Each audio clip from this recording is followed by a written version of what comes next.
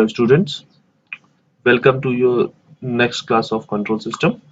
In this class, we'll discuss about Rautherwitz criteria. Last class में हमने देखा कि सिस्टम की स्टेबिलिटी हम कैसे फाइंड आउट करते हैं। तो वहां हमें पता चला कि अगर सिस्टम का इंपल्स रिस्पांस आपके पास हो तो ये चेक कर लो कि सिस्टम का इंपल्स रिस्पांस एब्सोल्युटली इंटीग्रेबल है या नहीं है। एब्सोल्युटली इंटीग्रेबल है या नहीं है, कुछ ऐसा पड़ा था कि minus infinity to infinity of impulse response dt should be less than infinity. Correct. Next अपने पास एक और तरीका है फाइंड आउट करने का कि हाँ सिस्टम स्टेबल है या नहीं है। तो उसके लिए हम क्या करते हैं, पोल्स, सिस्टम के पोल्स चेक करते हैं कि वो left hand side s plane में लेफ्ट हैंड साइड पे लोकेटेड है या नहीं। इनकेस अगर वो लेफ्ट हैंड साइड पे लोकेटेड है तो सिस्टम स्टेबल होगा। ऑब्जेक्टिव क्या है हमारे राउथरविट्ज क्राइटेरिया का? To determine close loop system stability without obtaining the poles of system. अच्छा, हमने देखा है कि first order, second order, third order तक तो हम इजिली पोल्स फाइंड आउट कर सकते हैं। उसकी कैरेक्टरिस्टिक इक्वेशन के रूट्स निकाल के हम पोल्स फाइंड आउट कर सकते हैं। बट अगर हमें उससे हायर ऑर्डर की इक्वेशंस मिलेंगी तो पोल्स फाइंड आउट करना थोड़ा सा टिपिकल हो जाएगा। ऐसे केस में हम क्या करेंगे, राउथरविट्ज क्राइटेरिया हमारे लिए काफी हेल्पफुल हो सकता है। यहाँ पे हमें close loop poles find out नहीं करने होते, यहाँ हम विदाउट क्लोज लूप पोल्स को फाइंड आउट किए हम यहाँ पे क्लोज लूप सिस्टम की स्टेबिलिटी फाइंड आउट कर सकते हैं कि मतलब सिस्टम स्टेबल है या नहीं है। अगर हमें राउथरविट्ज मेथड को यूज करना है तो इसके लिए इसमें क्या दिया, in this method to find stability we first create Routh array. तो सबसे पहले हमें क्या बनाना है, राउथ एरे बनाना है अगर हमें सिस्टम की स्टेबिलिटी फाइंड आउट करनी है। अच्छा, राउथ एरे बनाने के लिए हमें कैरेक्टरिस्टिक इक्वेशन की जरूरत होगी। कैरेक्टरिस्टिक हमें इक्वेशन की कहां से मिल जाएगी, क्लोज लूप सिस्टम के ट्रांसफर फंक्शन से। जस्ट हमने माना कि यहाँ पे एक हमारे पास सिस्टम है जिसका ट्रांसफर फंक्शन ये दिया हुआ cs upon rs is equal to this. तो यहाँ पे आप देखिए, यहाँ पे नंबर ऑफ पोल्स कितने हैं, नंबर ऑफ पोल्स यहाँ पे कितने हैं total n। Number of zeros कितने हैं m, ठीक है ना। अब अगर आपसे ये बोला जाए कि यहाँ पे आप ये जो नीचे इक्वेशन दी हुई है ये वाली इक्वेशन, इस इक्वेशन को सॉल्व करके n पोल्स फाइंड आउट करिए, तो it can be typical system की कैरेक्टरिस्टिक इक्वेशन की। अगर हम यहाँ बात करें तो वो क्या होगी, a naught s to the power n plus a1 s to the power n minus 1 plus and so on an s to the power 0। हमें पता है कि इन जनरल अगर देखें तो cs अपॉन rs कोई ट्रांसफर फंक्शन क्या होता है, gs upon 1 plus gs hs।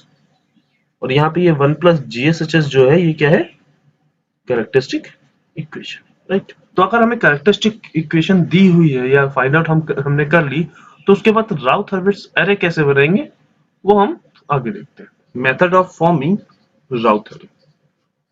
In case हमारे पास एक कैरेक्टरिस्टिक इक्वेशन ये दी हुई है, ठीक है, तो हम राउथ एरे कैसे बनाएंगे। सबसे पहले हम क्या करेंगे, s की जो हाईएस्ट पावर यहाँ पे दी होगी कैरेक्टरिस्टिक इक्वेशन की उसे लिखेंगे, देन ऐसे ही डिक्रीजिंग ऑर्डर में पावर्स को लिखते चले जाएंगे, s की पावर को डिक्रीजिंग ऑर्डर में डिनोट करते चले जाएंगे। एक और लिख लेते हैं s to the power n minus 3 so on s to the power 0 तक हम नीचे लेके जाएंगे, ठीक। यहाँ पे जो n है ये n इवन या ऑड हो सकता है, हमने यहाँ पे अज्यूम किया हुआ है कि n इवन है।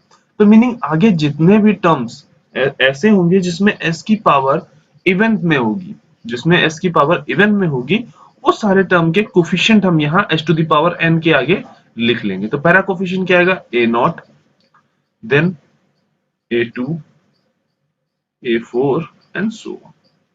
सिमिलरली n-1 अब क्या होगा, ऑड पावर होगी ना s की, तो यहाँ पे हर वो टर्म्स के कोफिशिएंट आ जाएंगे जहां पे s की पावर ऑड में है, मीनिंग पहले a1, a3, a5 and so on. तो इस तरह से हम राउथ एरे में ये दो रोज फॉर्म कर लेते हैं, ठीक। अब इन दो रोज की हेल्प से बाकी नीचे की जितनी भी रोज हैं वो हम सारी की सारी फॉर्म करेंगे, ठीक है। हमने अज्यूम किया कि यहाँ पे B1 आ रहा है, यहाँ B2 आ रहा है, यहाँ B3 आ रहा है एंड सो ऑन। इसी तरह से यहाँ C1 आ रहा है, यहाँ C2 आ रहा है, यहाँ पे C3 आ रहा है, ठीक। तो इन केस हमें B1 फाइंड आउट करना है, इन केस हमें B1 फाइंड आउट करना है कि B1 की वैल्यू कितनी होगी। तो B1 की वैल्यू निकालने के लिए आप क्या करोगे, A1 multiply by A2 minus A3 multiply by A0 divide by A1। समझ में आई बात? क्या लिखेंगे इसमें, A1 multiply by A2 minus A0 multiply by A3 divide by A1, correct. इसी तरह से B2 फाइंड होगा, इसी तरह से C1 C2 B3 सब इसी तरह से फाइंड होते जाएंगे। तो B1 यहाँ पे होगा ये A1 A2 minus A0 A3 upon A1। इसी तरह से B2 भी फाइंड कर सकते हैं हम, C1 भी फाइंड कर सकते हैं और C2 भी फाइंड कर सकते हैं। राउथ अरे फॉर्मेशन हम एक एग्जांपल से ज्यादा अच्छे से समझ सकते हैं। यहाँ पे एक एग्जांपल दिया हुआ है कि for a given characteristic equation, ये एक हमारे पास कैरेक्टरिस्टिक इक्वेशन है, इसके लिए हमें क्या करना है, राउथ अरे बनाना है, राउथ अरे बनाना है, ठीक है। तो यहाँ पे कैरेक्टरिस्टिक इक्वेशन दी है, QS is equal to h to the power 4 plus 2s cube plus 8s square plus 4s plus 3। यहाँ पे हाईएस्ट पावर ऑफ s कितनी है, h टू द पावर 4। तो जब हम टेबल बनाएंगे तो पहले h to the power 4, s cube, s square, h to the power 1 और s टू द पावर 4। 4 क्या है, इवन है, तो सारी इवन पावर s की सारी इवन पावर्स को हम कंसिडर करेंगे, मीनिंग उसके कोफिशिएंट्स को हम यहाँ पे लिखेंगे। तो h टू द पावर 4 देखेंगे, कोफिशिएंट 1, देन s स्क्वायर तो कोफिशिएंट 8, देन ये h टू द पावर 0 होगा ना, तो इसका कोफिशिएंट कितना हुआ, 3। Similarly s cube odd power है, तो हम सारे के सारे क्या है, ऑड टर्म्स देखेंगे, ऑड टर्म्स में कोफिशिएंट क्या है, तो ये हो गया 2 s क्यूब का कोफिशिएंट, फिर s का कोफिशिएंट क्या हुआ 4, देन 0, ठीक है।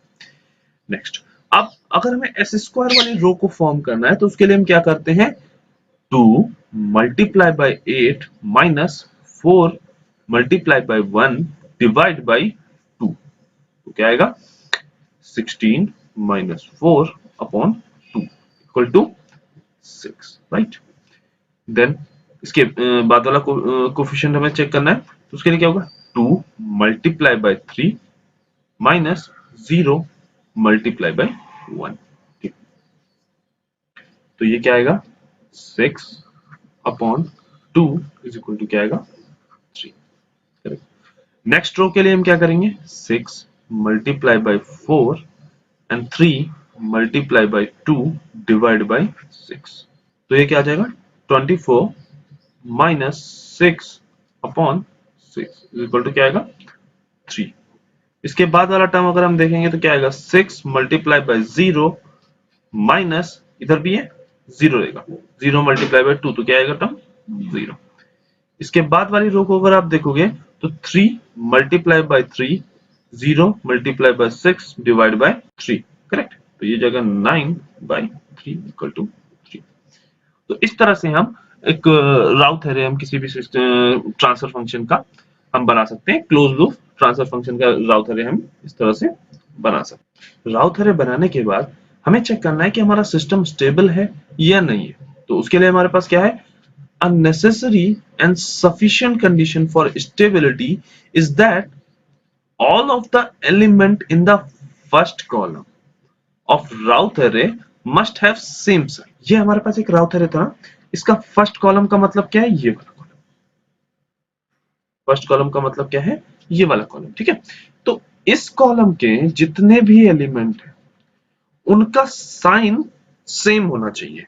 इस कॉलम में जितने भी ये एलिमेंट हैं उनका साइन सेम होना चाहिए, मीनिंग अगर ऊपर से पॉजिटिव स्टार्ट हुआ है तो पॉजिटिव ही रहे, अगर नेगेटिव स्टार्ट हुआ है तो नेगेटिव ही रहे, ठीक। डजंट मैटर पॉजिटिव रहता है या नेगेटिव रहता है, बस साइन में चेंजेस नहीं होने चाहिए। नेसेसरी एंड सफिशिएंट कंडीशन है स्टेबिलिटी के लिए कि फर्स्ट कॉलम राउथ एरे का फर्स्ट कॉलम जो होगा अगर उसमें सेम साइन रहते हैं तो सिस्टम कैसा होगा, स्टेबल होगा।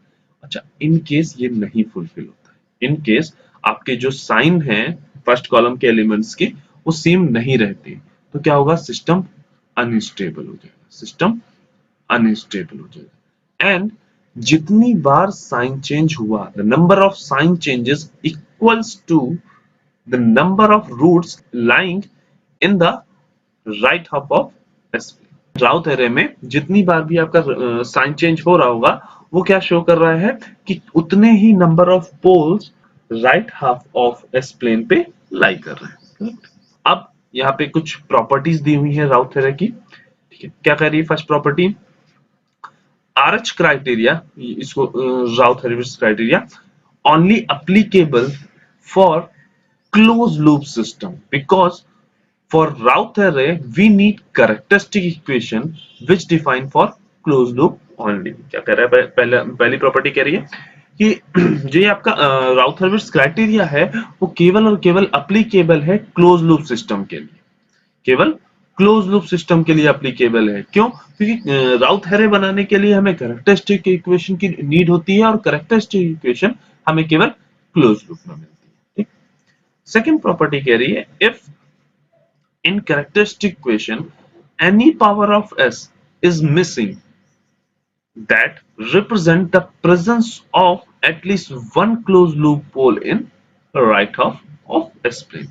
मीनिंग अगर कोई आपके पास कैरेक्टरिस्टिक इक्वेशन दी है, मान लो कुछ इस तरह से दी है, s to the power 4 plus 2s square plus 3, meaning अगर आपके जो कैरेक्टरिस्टिक इक्वेशन कुछ इस तरह से दी है कि यहाँ पे कोई s की कोई एक पावर मिसिंग है, जैसे यहाँ पे हमने क्या मिस किया है, यहाँ पे क्या मिस है, s to the power cube नहीं है, s की पावर 3 नहीं है, तो ये क्या शो करेगा, ऐसी कैरेक्टरिस्टिक इक्वेशन देखते ही हमें पता चल जाना चाहिए कि हाँ इस ये वाला जो सिस्टम है जिसकी ये कैरेक्टरिस्टिक इक्वेशन है उसमें कोई ना कोई एक पोल ऐसा है, मिनिमम एक पोल ऐसा है जो कहाँ पे लाई कर रहा है, right half of S plane पे लाई कर रहा है। मीनिंग जैसे ही हम देखेंगे कि कोई एक पावर मिसिंग है, तुरंत हमें समझ में आ जाएगा कि एक पोल कहाँ पे है, राइट हाफ में है और सिस्टम कैसा होगा, अनस्टेबल।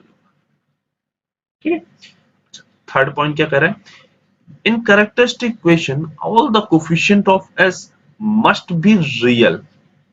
ठीक है, तो हमें ये क्या चीज ध्यान देनी है कि राउथ क्राइटेरिया तभी एप्लीकेबल होगा, या ये कहें कि राउथ एरे क्राइटेरिया की ये प्रॉपर्टी है कि s जो हमारे पास s की डिफरेंट पावर है उनके जो कोफिशिएंट है, ठीक है, कोफिशिएंट ऑफ s जो है वो हमेशा रियल होंगे, वो इमेजिनरी या कॉम्प्लेक्स नहीं होंगे, तभी हम अपना राउथ एरे